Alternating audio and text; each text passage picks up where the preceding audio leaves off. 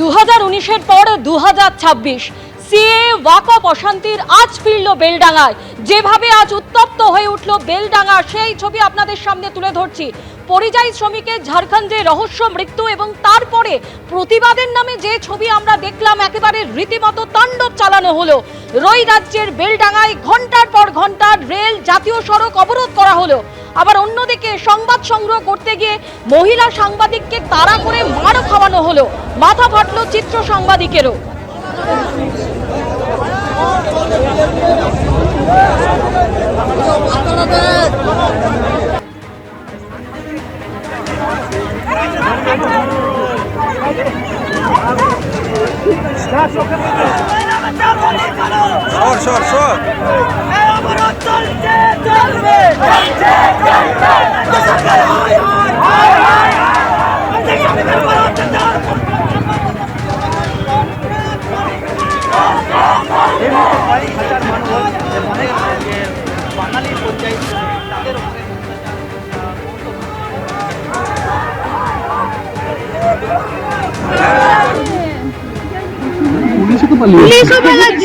পুলিশও পালাচ্ছে।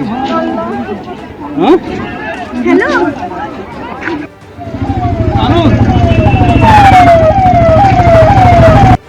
এই তো তোমার মহিলা পুলিশও আছে।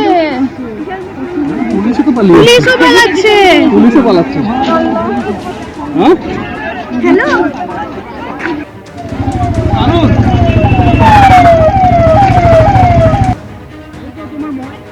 আপনারা দেখলেন সেই ছবি। বেলডাঙ্গায় কিভাবে প্রতিবাদের নামে তাণ্ডব চালানো হয়েছে। জাতীয় সড়ক শুধু অবরোধই নয়, রেলপথও অবরোধ করা হয়। অন্যদিকে খবর সংগ্রহ করতে গিয়ে জি24 ঘন্টার সাংবাদিক সোমা মাইতি তিনি মার খেলেন, আহত হলেন চিত্র সাংবাদিক। আচ্ছা, বাইরে আছে।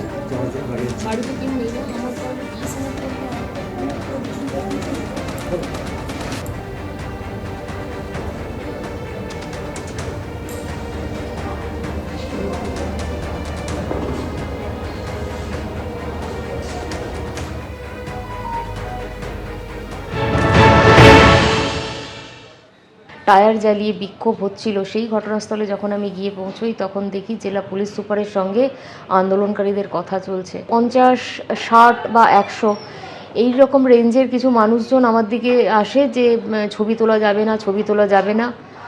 এবং তারপরে আমি সঙ্গে সঙ্গে আমার ক্যামেরা পার্সনকে বলি চল এখান থেকে বেরিয়ে যাব, এবং আমরা দুজনেই তখন সেখান থেকে বেরিয়ে আসছিলাম।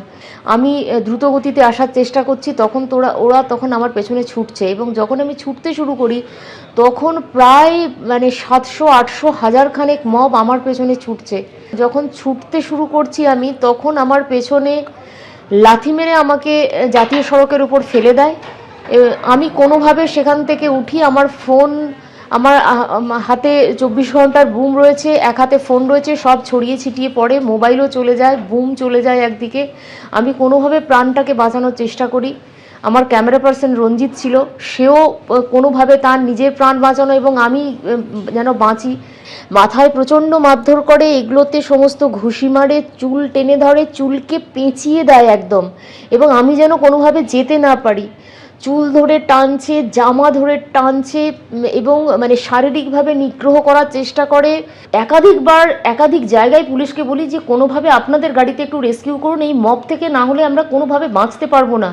এবং পুলিশ কিন্তু কোনোভাবেই এগিয়ে আসেনি। এবং যখন পুলিশকে আমি বলছি তখন বলছে না, এই স্পট থেকে আমরা কোনোভাবেই বেরিয়ে যেতে পারবো না, আপনারা নিজেদের কিভাবে যাবেন টোটো করে দেখুন। সিএ এবং ওয়াকফ অশান্তি ফিরল মুর্শিদাবাদের বেলডাঙ্গায়। ঝাড়খণ্ডে পরিযায়ী শ্রমিকের রহস্য মৃত্যুতে প্রতিবাদের নামে তাণ্ডব চলল দীর্ঘক্ষণ ধরে। নৈরাজ্যের বেলডাঙ্গায় ঘন্টার পর ঘন্টা রেল অবরোধ হয়ে রইল, জাতীয় সড়ক অবরোধ হয়ে রইল। পরিযায়ী শ্রমিকের মৃত্যুর প্রতিবাদে যেভাবে তাণ্ডব চলল, আর সেখানেই প্রশ্ন উঠে গিয়েছে পুলিশের ভূমিকা নিয়ে। সরাসরি কথা বলবো, আমাদের প্রতিনিধি শিবাশিস মৌলিক এই মুহূর্তে রয়েছে। শিবাশিস, এটাই তো প্রশ্ন যে দীর্ঘক্ষণ ধরে এইভাবে প্রতিবাদের নামে তাণ্ডব চললো, অথচ পুলিশ কেন হস্তক্ষেপ করলো না? পুলিশ সূত্রে কি জানতে পারছো? সর্বশেষ কি আপডেট রয়েছে এবং কারা চালালো এই তাণ্ডব?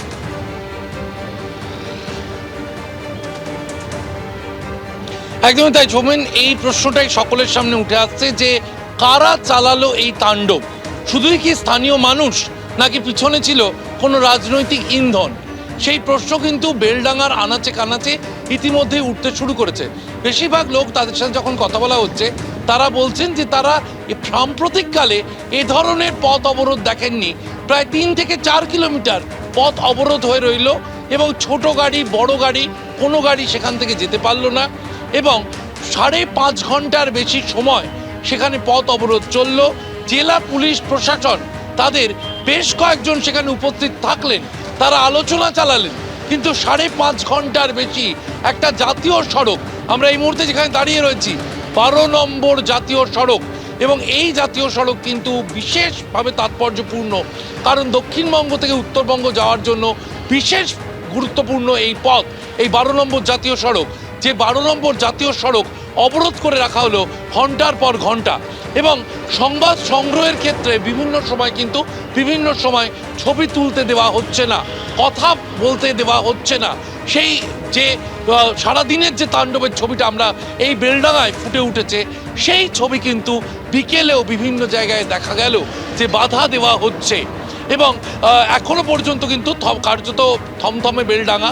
বিভিন্ন জায়গায় যান চলাচল শুরু হয়েছে, বিকেলের পর থেকে আমরা জানি যান চলাচল শুরু হয়ে গিয়েছে, কিন্তু কোথাও একটা চাপা অশান্তি, চাপা উত্তেজনা এখনো রয়ে গিয়েছে বেলডাঙ্গাতে।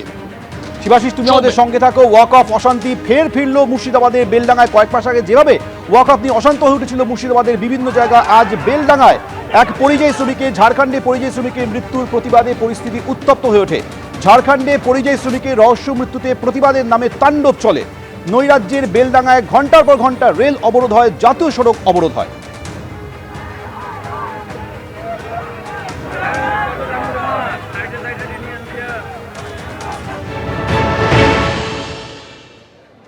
মহেশপুরের সেই জাতীয় সড়কে দাঁড়িয়ে রয়েছি, দুই দিকের লেন কিন্তু বন্ধ, এবং তোমাকে দেখানোর চেষ্টা করব যে দুই দিকের লেনে প্রচুর মানুষজন তারা অবরোধ করে আছেন এবং দীর্ঘ যানজট রয়েছে দুদিকেই। একেবারে কলকাতাগামী এবং বহরমপুরগামী দুদিকের রাস্তা কিন্তু অবরোধ হয়ে রয়েছে এবং যানজট রয়েছে এই জায়গাটায়। এবং স্থানীয় মানুষজন যারা অবরোধ করেছেন তারা একটাই দাবি করছেন যে এই যে ঘটনা ঘটেছে সেই ঘটনার উপযুক্ত শাস্তি, যারা এই ঘটনা ঘটিয়েছেন তাদের দৃষ্টান্তমূলক শাস্তি, এবং যে ক্ষতিগ্রস্ত পরিবারের যে ক্ষতিপূরণের ব্যবস্থা এইটা নিশ্চিত করতে হবে। একের পর এক মুর্শিদাবাদ জেলার পরিযায়ী শ্রমিক বিভিন্ন রাজ্যে গিয়ে, ভিন রাজ্যে গিয়ে আক্রান্ত হচ্ছেন, এর একটা হ্যস্ত করতে হবে। এবং অবরোধকারীদের একটাই বক্তব্য যে যেভাবে পরিযায়ী শ্রমিকদের, মুর্শিদাবাদ থেকে বাইরে যাওয়া যে পরিযায়ী শ্রমিকদের উপর আক্রমণ করা হচ্ছে তার একবারে সুনির্দিষ্ট কোনো একটা ব্যবস্থা করতে হবে। এইভাবে একের পর এক পরিযায়ী শ্রমিক এবং তার পরিবারের ওপর আক্রান্ত হওয়ার ঘটনা আর মেনে নেওয়া যায় না বলে তাদের এই দাবি, এবং তারা চাইছেন যে একেবারে এই যে ঘটনাটা ঘটেছে ঝাড়খণ্ডে তার দৃষ্টান্তমূলক শাস্তির তারা দাবি জানাচ্ছেন।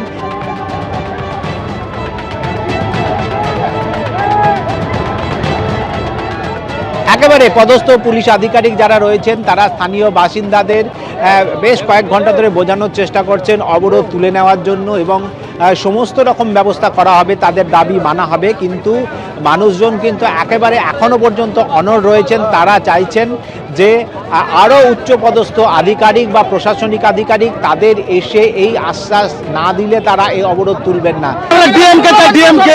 ডিএম ছাড়া আমরা অবরোধ দিবে না, এখানে বললে মারছে, এখানে আমরা কি দেশের নাগরিক না? আমাদের রক্ত মাংস নাই, আমাদের স্বাধীনতা নাই, স্বাধীন দেশে আমরা এখানে ডিএম কে চাই, মুখ্যমন্ত্রীকে চাই। শুরু হয়েছে, এখনো ডিএম ছেড়ে আসেনি, এসপি কুমার শানিরাজ আসেনি, ওসি কেউ আসেনি, কোন মন্ত্রী আসেনি, কোন নেতা আসেনি। এরকম দীর্ঘ ঘটনা আগামী উড়িষ্যায় হলো, আমাদের জুয়েল রানা ও মারা গেল, কিছুদিন আগে ঝাড়খণ্ডে মারা গেল, আজ সেই সেম ঘটনা মারা গেল, এখনো কোনো প্রশ্ন নাই। মুখ্যমন্ত্রী এসে আমাদেরকে এখানটা আমাদের সিদ্ধান্ত লেখ, যারা যাদের বাড়ি লাশ মরে গেছে তাদের বাড়ি যাক, তাদের বাড়ি যেয়ে তাদের সহযোগিতা করুন। আন্দোলনকারীরা অনড় রয়েছেন যে সর্বোচ্চ যে আধিকারিক রয়েছেন, প্রশাসনিক আধিকারিক এবং সর্বোচ্চ জনপ্রতিনিধি যারা রয়েছেন তাদের যতক্ষণ না আসবেন ততক্ষণ এই তাদের আন্দোলন কিন্তু চলবে। বেলডাঙ্গায় এই তাণ্ডব বিজেপিকে নিশানা করেছেন মুখ্যমন্ত্রী মমতা বন্দ্যোপাধ্যায়। তিনি বলছেন রাজনৈতিক স্বার্থ চরিতার্থ করার জন্য উস্কানি দেওয়া হচ্ছে, বিজেপি দাঙ্গা লাগানোর চেষ্টা করছে। বেলডাঙ্গায় কাদের প্ররোচনায় এই ঘটনা ঘটেছে সবাই জানে। কি বললেন মুখ্যমন্ত্রী শোনাবো।